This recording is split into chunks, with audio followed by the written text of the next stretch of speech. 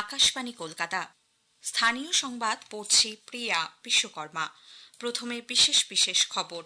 প্রধানমন্ত্রী আজ video conferencing এর মাধ্যমে পশ্চিমবঙ্গের 3টি সহ 18টি রাজ্য ও কেন্দ্রশাসিত অঞ্চলের 103টি নবরূপে সজ্জিত অমৃত স্টেশন জাতির উদ্দেশ্যে উৎসর্গ করবেন।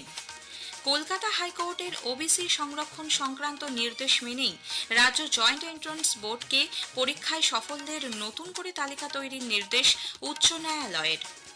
বিকাশ ভবন ঘেরাও কর্মসূচিতে সরকারি সম্পত্তি নষ্ট ও সরকারি কর্মচারীদের কাছে বাধা দানের অভিযোগে পুলিশের তলবে হাজিরা দিয়েছেন 4 অভিযুক্ত শিক্ষক।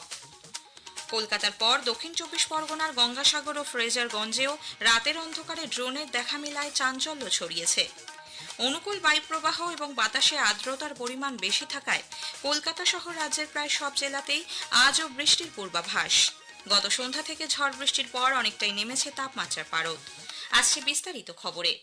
প্রধানমন্ত্রী নরেন্দ্র মোদী আজ রাজস্থান থেকে ভিডিও কনফারেন্সিং এর মাধ্যমে পশ্চিমবঙ্গের 3টি সহ 18টি রাজ্য ও কেন্দ্রশাসিত অঞ্চলের 103টি নবরূপে সজ্জিত অমৃত স্টেশন জাতির উদ্দেশ্যে উৎসর্গ করবেন।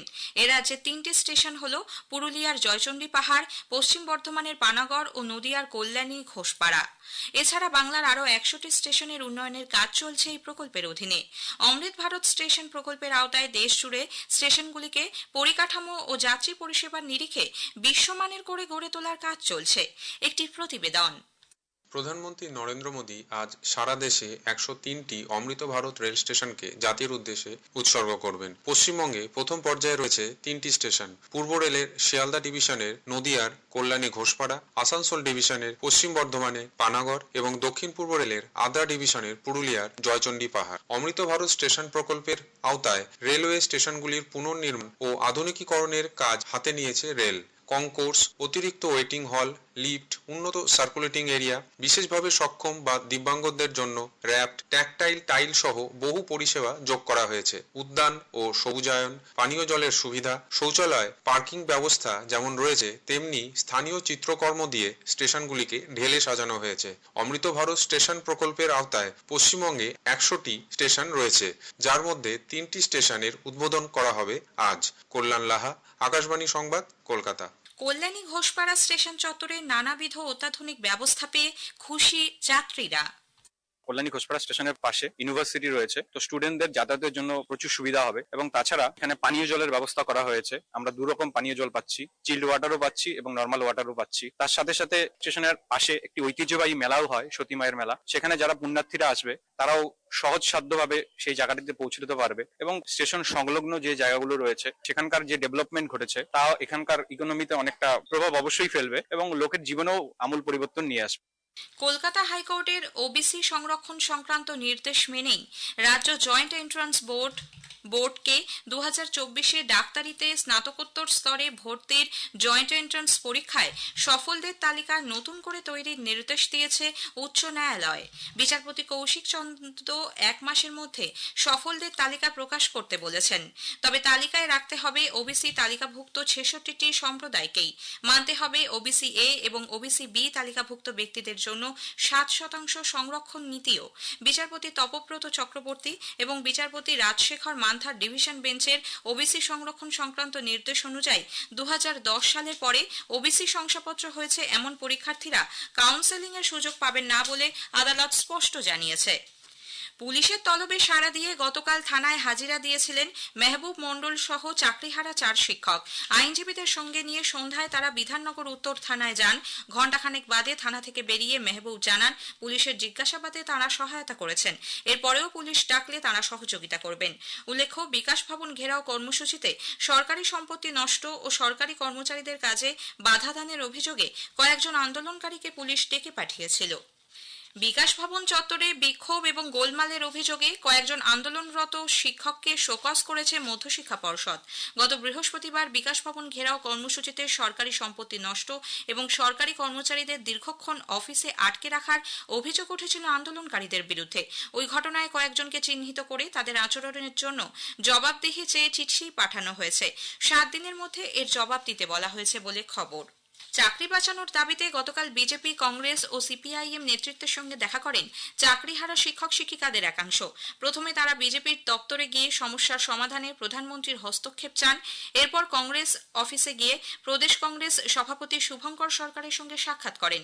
সেখান থেকে আলিমুদ্দিন স্ট্রিটে গিয়ে সিপিআইএম এর রাজ্য সম্পাদক মোহাম্মদ সেলিমের সঙ্গেও দেখা করেন চাকরিহারা শিক্ষকরা। তাদের তরফে সুমন বিশ্বাস জানান, রাষ্ট্রপতির সঙ্গে দেখা করতে চেয়ে তারা 3 রাজনৈতিক দলের কাছে দাবি জানিয়েছেন। এর আগে মুখ্যমন্ত্রী মমতা ব্যানার্জিকেও তারা চিঠি দিয়েছিলেন। এদিকে মুখ্যমন্ত্রীকে অবিলম্বে আন্দোলনরত শিক্ষকদের সঙ্গে আলোচনায় বসার দাবি জানিয়েছে সিপিআইএম এর লিবারেশন। পুলিশি দমনপীড়নের অভিযোগে এবং শিক্ষামন্ত্রীর পদত্যাগের দাবিতে দলের পক্ষ থেকে গতকাল রাজ্য জুড়ে ধিক্কার দিবস পালন করা হয়। সিবিআই চিহ্নিত যোগ্য শিক্ষকদের মতোই তাদেরও 31শে ডিসেম্বর পর্যন্ত কাজে বহাল রাখার অযোগ্য চিহ্নিত শিক্ষকদের আবেদন সুপ্রিম কোর্ট খারিজ করে দিয়েছে। তাদের নতুন পরীক্ষায় বসার সুযোগ দেওয়ার আবেদনটিও খারিজ হয়ে গেছে। বিষয়টি নিয়ে একাধিক শিক্ষক ও শিক্ষাকর্মী শীর্ষ আদালতের দ্বারস্থ হয়েছিলেন। বিচারপতি সঞ্জয় কুমার এবং বিচারপতি কে.ভি. বিশ্বনাথনের বেঞ্চে গতকাল শুনানি হয়।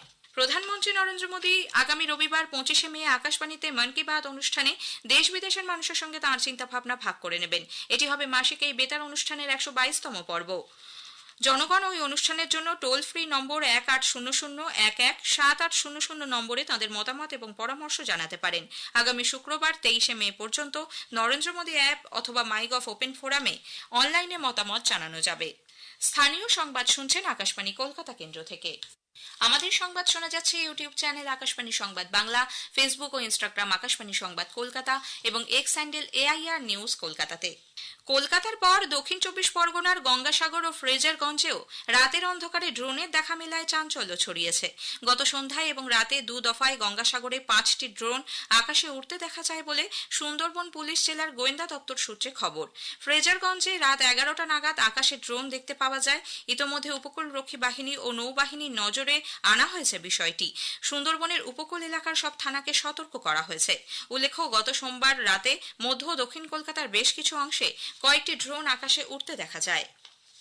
রাজ্যের সীমান্ত ঘেঁষা জেলাগুলিতে জঙ্গি তৎপরতা নিয়ে মুখ্যমন্ত্রী তথা স্বরাষ্ট্রমন্ত্রী মমতা ব্যানার্জি পুলিশকে সতর্ক করে দিয়েছেন।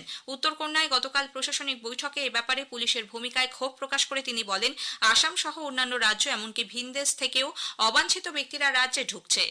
বাইরে থেকে কোনো জঙ্গি যেন কোথাও গিয়ে শেল্টার নিতে না পারে, আর তেমনি যারা মানুষকে মিথ্যে কথা বলে মানুষের জিনিসপত্রগুলো হাতিয়ে নেওয়ার চেষ্টা করছে, এটা মনে রাখবেন, অথরাইজড লোক ছাড়া কেউ কাউকে কোনো ডিটেলস দেবেন না। এরকম অনেককে ধরা হয়েছে। ঝাড়গ্রামে একটা টিম ধরা পড়েছে, মালদা, কোচবিহার, কলকাতা, লামাডার অনেক জায়গায় ঘুরে বেড়াচ্ছে। ক্ষতিকারক শক্তি বেড়েছে, যেটা মানুষ আগে ভয় পেত না। সুতরাং কাজ চোখ কান খোলা রেখে সবাই কাজ করলে একজনের পক্ষে সম্ভব নয়।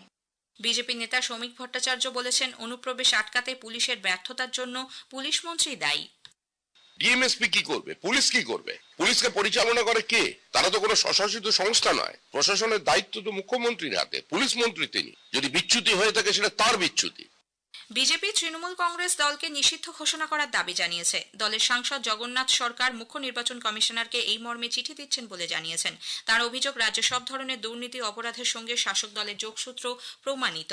অনুকূল বায়ুপ্রবাহ এবং বাতাসে আর্দ্রতার পরিমাণ বেশি থাকায় আজও কলকাতা সহ রাজ্যের প্রায় সব জেলাতেই বৃষ্টির পূর্বাভাস। মুর্শিদাবাদে আজ ভারী থেকে অতি ভারী এবং নদিয়া, উত্তর ও দক্ষিণ 24 পরগনা, ঝাড়গ্রাম, পশ্চিম মেদিনীপুর জেলায় হালকা থেকে মাঝারি বৃষ্টির কমলা সতর্কতা জারি করেছে আবহাওয়া দপ্তর। উত্তরবঙ্গের দার্জিলিং, মালদা, উত্তর ও দক্ষিণ দিনাজপুর জেলাতেও রয়েছে ঝড় বৃষ্টির কমলা সতর্কতা। এদিকে গতকাল রাজ্যের প্রায় সব জেলা থেকে বিক্ষিপ্ত বৃষ্টির খবর পাওয়া গেছে। আজ সকাল 6:30 পর্যন্ত আলিপুরে 38.2 মিলিমিটার বৃষ্টি রেকর্ড করা হয়েছে। ঝড়ের ফলে বেশ কিছু জায়গায় গাছ উপড়ে পড়ে। এদিকে গতকালের বৃষ্টির পর অনেকটাই নেমেছে তাপমাত্রার পারদ। কলকাতায় আজ সকালে সর্বনিম্ন তাপমাত্রা রেকর্ড করা হয় 22.4 ডিগ্রি সেলসিয়াস, স্বাভাবিকের তুলনায় যা 4.5 ডিগ্রি কম। এদিকে গত সন্ধ্যায় ঝড় বৃষ্টির সময় মুর্শিদাবাদের রেজিনগরের কাছে গাছের ডালপালা সংযোগে এসে আপ শিয়ালদা লালগোলা প্যাসেঞ্জার ট্রেনের বিদ্যুৎবাহী প্যান্টোগ্রাফ সহ যন্ত্রাংশে আগুন লাগার ঘটনায় তীব্র চাঞ্চল্য ছড়ায়। ট্রেন থেমে যাওয়ায় যাত্রীরা তাড়াহুড়ো করে নেমে পড়েন। শেষ করার আগে স্থানীয় সংবাদের বিশেষ কিছু অংশ আরও একবার।